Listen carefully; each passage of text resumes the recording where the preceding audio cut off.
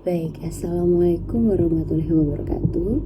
Perkenalkan, nama saya Serly Destiana dengan NIM 22250036 dari program studi S1 Kebidanan Reguler. Mata kuliah Pendidikan Anti Korupsi. Dosen pengampu Dr. Hendra Sudrajat SH.MH. Pada hari ini, saya akan menjelaskan tentang mencegah korupsi melalui teori konstitusi Nusantara pada tanggal 1 November 2024. Teori konstitusi Nusantara sebagai suatu teori baru yang ditemukan dari hasil riset pada tahun 2016 di Malang, Provinsi Jawa Timur oleh Dr. Hendra Sudrajat SH.MH sebagai peraih rekor muri Doktor Hukum Tata Negara termuda di Indonesia dengan lulus cum laude pada tahun 2011 dan saat ini menjabat sebagai Direktur Dumantara Riset Institute dan Wakil Rektor 1 Universitas Kader Bangsa. Teori konstitusi Nusantara merupakan teori yang menjelaskan mengenai konstitusi dan peraturan perundang-undangan yang berlaku di masa lalu, yakni pada masa kerajaan dan kesultanan Nusantara, dan berfungsi sebagai nilai dan keteladanan berkonstitusi dalam kehidupan berbangsa dan bernegara saat ini, termasuk untuk mencegah terjadinya korupsi yang sedang marak di Indonesia. Dalam teori konstitusi Nusantara memiliki bahasan yang berhubungan dengan mata kuliah pendidikan anti korupsi, karena salah satu pembahasannya memiliki hubungan dengan penegakan hukum dalam mencegah dan memberantas korupsi. Adapun komponen teori konstitusi Nusantara atau teori Nusantaralisme Constitution Stage of Culture sebagai berikut. Yang pertama, people habits atau kebiasaan masyarakat. Pada masa kejayaan Nusantara terdapat kehidupan masyarakat yang memiliki tradisi dan kebiasaan para pemimpin masyarakat di kala itu. Kebiasaan para pemimpin dan tokoh masyarakat sebagai suatu cerminan keteladanan dalam bermasyarakat. Keteladanan tersebut terlihat dalam perilaku dan tindakan yang diikuti oleh anggota kelompok masyarakat yang menjadi modal terbentuknya suatu masyarakat. Sehingga di mana ada masyarakat, di situ terdapat hukum. Dalam pencegahan korupsi perlu diawali dengan kebiasaan perilaku dan sikap yang baik, seperti menjadi teladan hidup dengan menjadi pelopor anti korupsi di kalangan mahasiswa dan masyarakat. Yang kedua ada living law atau hukum yang hidup. Keteladanan yang muncul dari kebiasaan baik para tokoh masyarakat kemudian melahirkan hukum yang hidup, yang sebenarnya menciptakan hukum tidak tertulis dan hukum tertulis. Terdapat banyak hukum yang hidup dalam masyarakat menjadi tradisi dan adat istiadat masyarakat Indonesia dan dijamin dalam konstitusi. Budaya malu untuk mengambil yang bukan hak miliknya sesungguhnya bagian pendidikan anti korupsi yang memiliki daya tangkal yang efektif. Yang ketiga, power of king atau kekuatan pemimpin.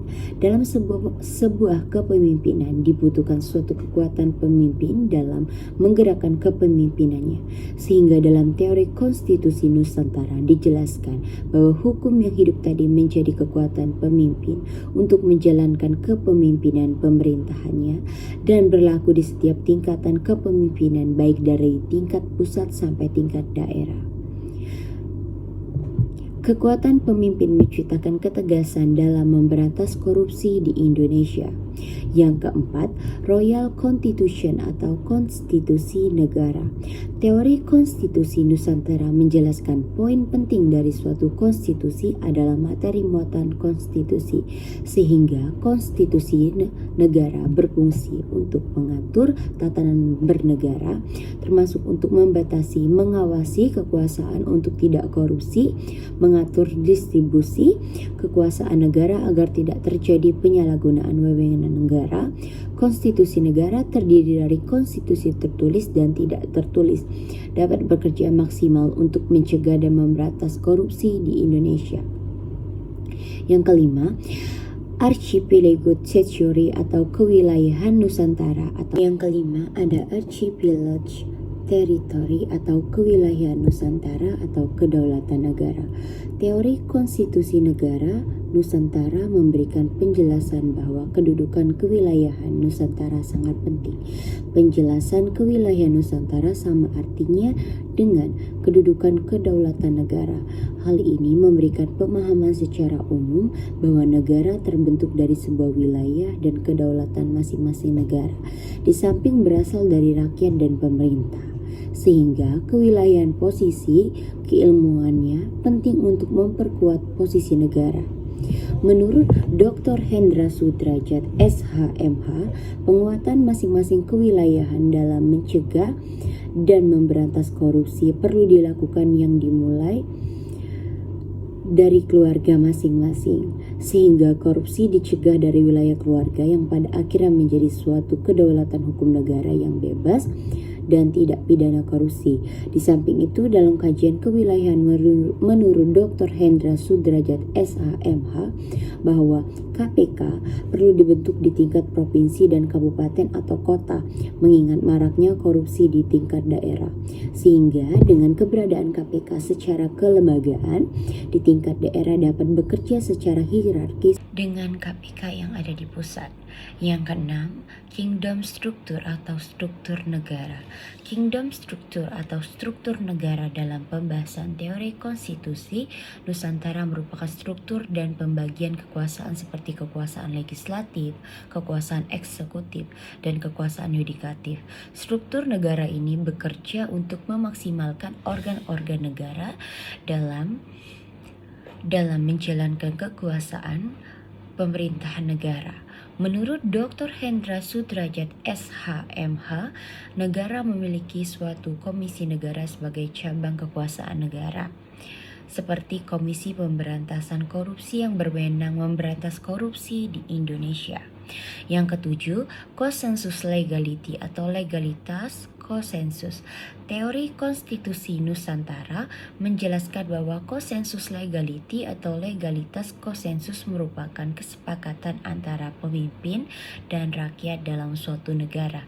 Menurut Dr. Hendra Sudrajat SHMH bahwa konsensus legality dalam teori konstitusi Nusantara pada pemberantasan korupsi adalah terbangunnya kesepakatan bersama berupa penguatan karakter, berupa integritas dan komitmen dalam memberantas korupsi, bahwa korupsi adalah musuh bersama dan ancaman serius bagi kehidupan berbangsa dan bernegara di masa mendatang.